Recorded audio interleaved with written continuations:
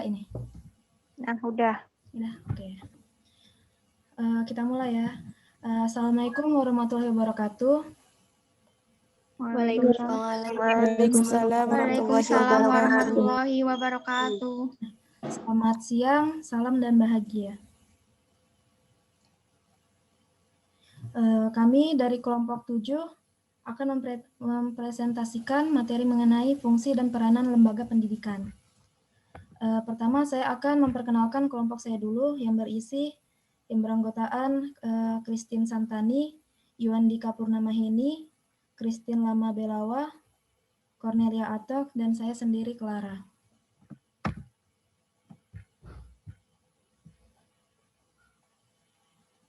Materi pertama akan dibawakan oleh saya sendiri mengenai pengertian lembaga pendidikan. Ya, jadi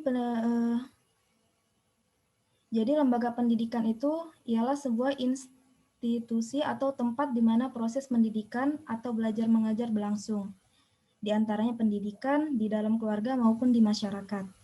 Lembaga pendidikan juga bisa diartikan sebagai sebuah organisasi yang dibentuk untuk mencapai tujuan tertentu, yakni transfer ilmu pengetahuan serta budaya terhadap individu guna mengubah tingkah laku seseorang menjadi lebih dewasa, serta memperoleh kehidupan yang lebih baik di masa yang akan datang.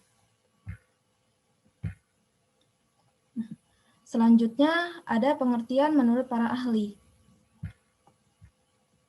Yang pertama, menurut Profesor Dr. Umar Tirtaharja dan Dr. Andes Lasula. Mereka mengartikan lembaga pendidikan ini ialah tempat berlangsungnya pendidikan, khususnya pada 3 lingkungan utama pendidikan, yaitu keluarga, sekolah, dan masyarakat. Kemudian, menurut Enung K. Rukiati dan Fenty Himawati, pengertian lembaga pendidikan ini ialah wadah atau tempat berlangsungnya proses pendidikan yang bersamaan dengan proses pembudayaan. Yang ketiga ada menurut Dr. Andes H. Abdul Ahmadi dan Dr. Andes Nur Uhbiati. Mereka mengartikan lembaga pendidikan adalah badan usaha yang bergerak dan bertanggung jawab atas terselenggaranya pendidikan terhadap peserta didik. Dan yang terakhir ada menurut Hasbullah. Menurutnya, pengertian ini ialah lembaga pendidikan di mana tempat berlangsungnya proses pendidikan yang meliputi pendidikan keluarga, sekolah, dan masyarakat. Kemudian materi kedua,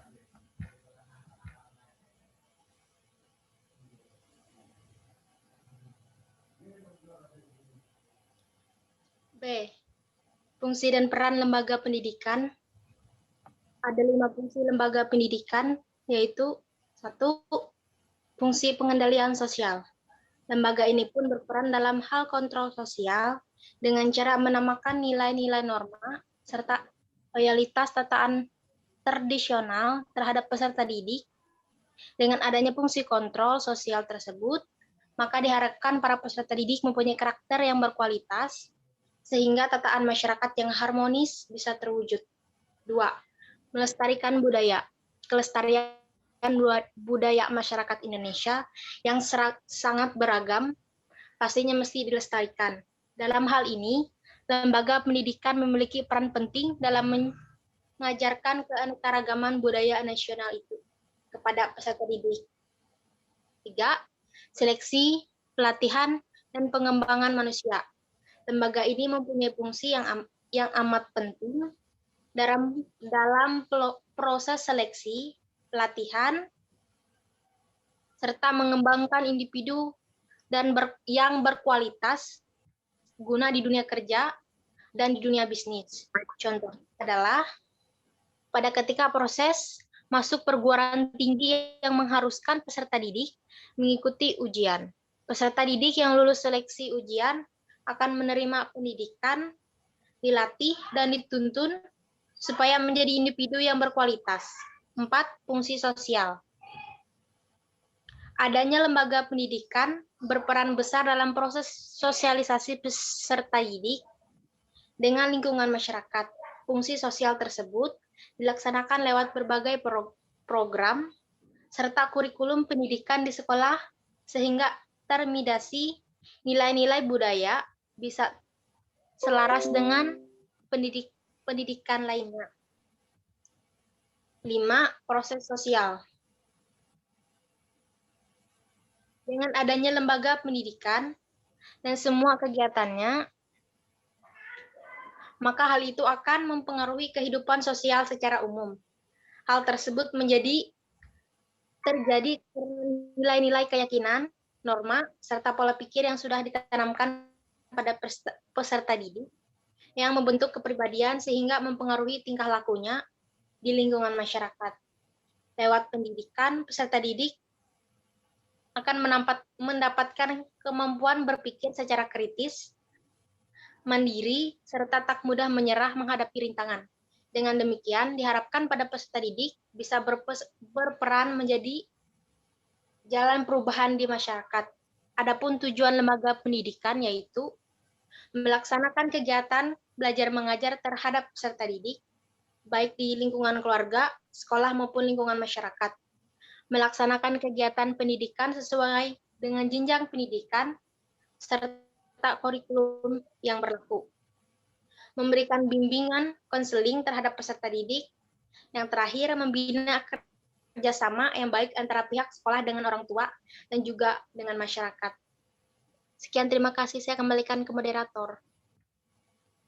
Ya, terima kasih. Selanjutnya, materi mengenai macam-macam lembaga pendidikan. Terima kasih. Macam-macam lembaga pendidikan. 1. Lembaga pendidikan keluarga. Sebagai transmisi pertama dan utama dalam pendidikan, keluarga memiliki tugas utama dalam peletakan dasar bagi akhlak dan pandangan hidup keagamaan.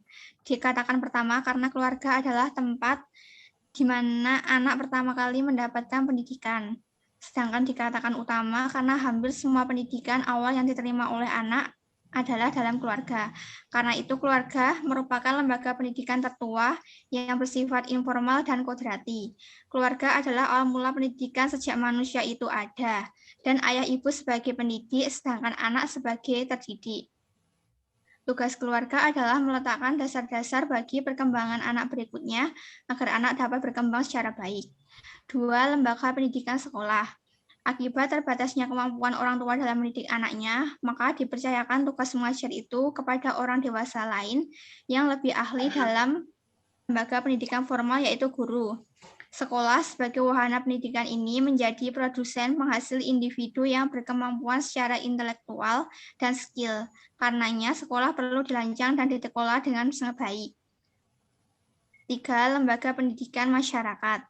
Pendidikan di lingkungan masyarakat adalah pendidikan non-formal yang dibedakan dari pendidikan di keluarga dan di sekolah, bertujuan sebagai penambah atau pelengkap pendidikan formal dan informal dalam rangka mendukung pendidikan sepanjang hayat. Masyarakat sebagai lingkungan memiliki pengaruh besar terhadap perkembangan pribadi seseorang.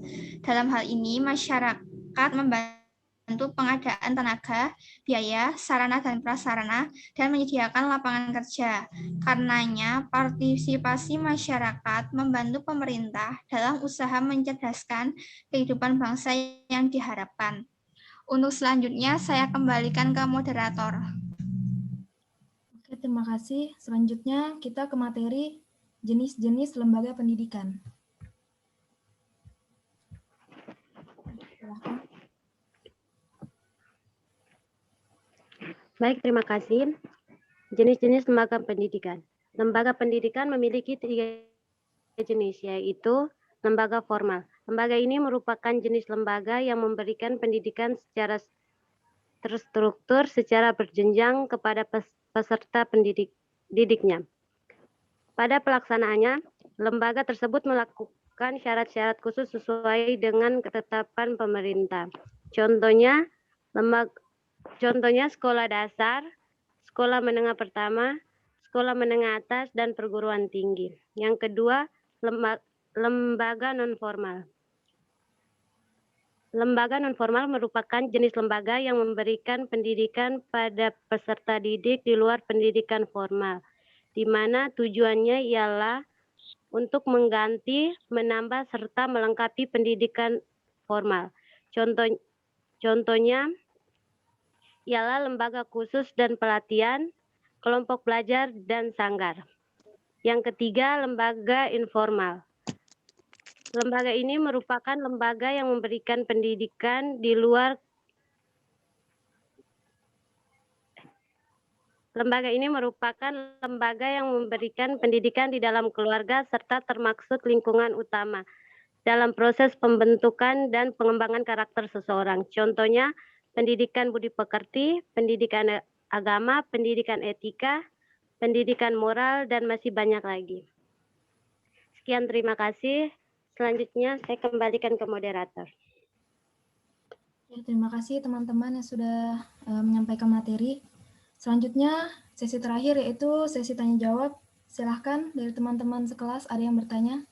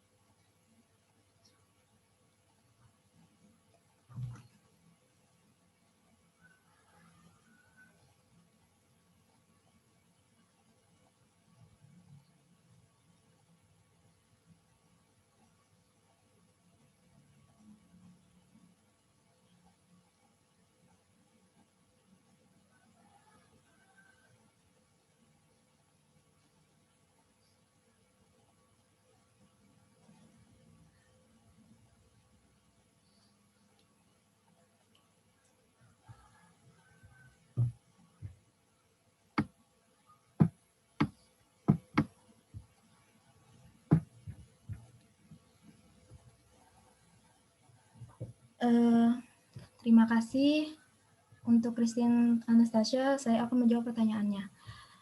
Dia bertanya, apa yang dimaksud dengan transfer ilmu dalam pendidikan dan berikan contohnya.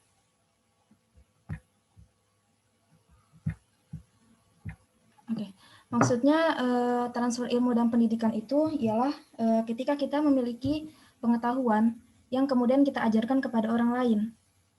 Transfer ilmu ini juga terjadi contohnya di dalam kelas, belajar mengajar, atau dalam ketika kita bercakap pun itu sudah artinya transfer ilmu, transfer pengetahuan yang dilakukan dalam kelas ataupun di mana saja. Contohnya bagaimana? Contohnya misalnya saya nih punya pengetahuan tentang biologi. Kemudian saya membagikan ilmu saya itu di dalam kelas dengan cara presentasi di depan teman-teman sekalian. Dan otomatis kan kalian semua mencerna apa yang saya sampaikan di kelas tadi itu. Untuk Christine Anastasia, apakah sudah? Baik, terima kasih. Ya, sama-sama.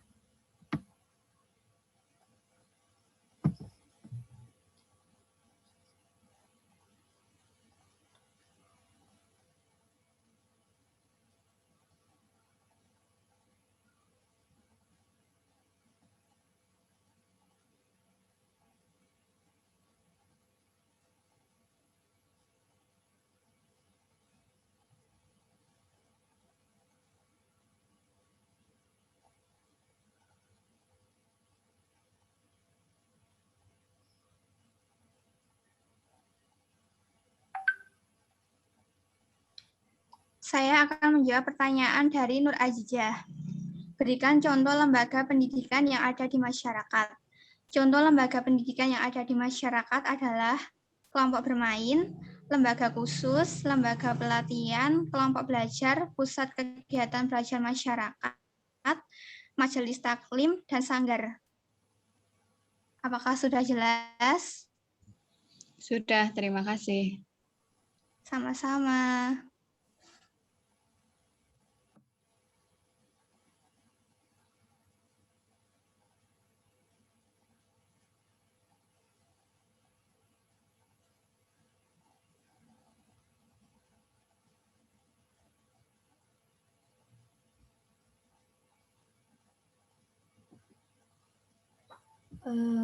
Saya akan menjawab pertanyaan dari Daisy Lovisa.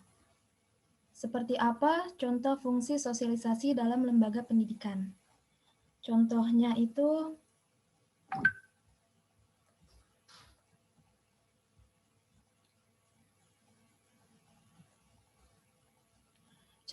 ketika kita melakukan sosialisasi di dalam kelas, otomatis kan kita berkumpul lebih dari 3 orang, banyak orang di dalam suatu kelas itu.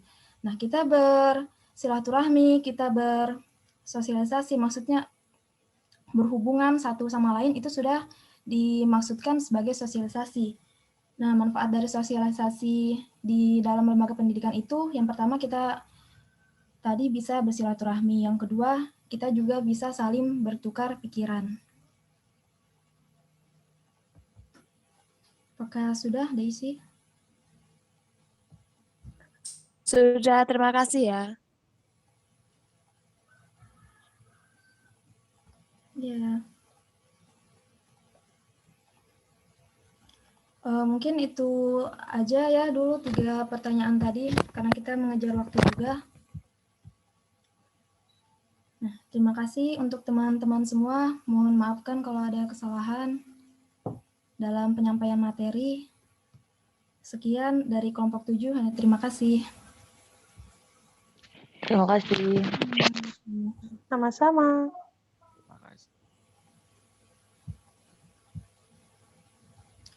Boleh keluar.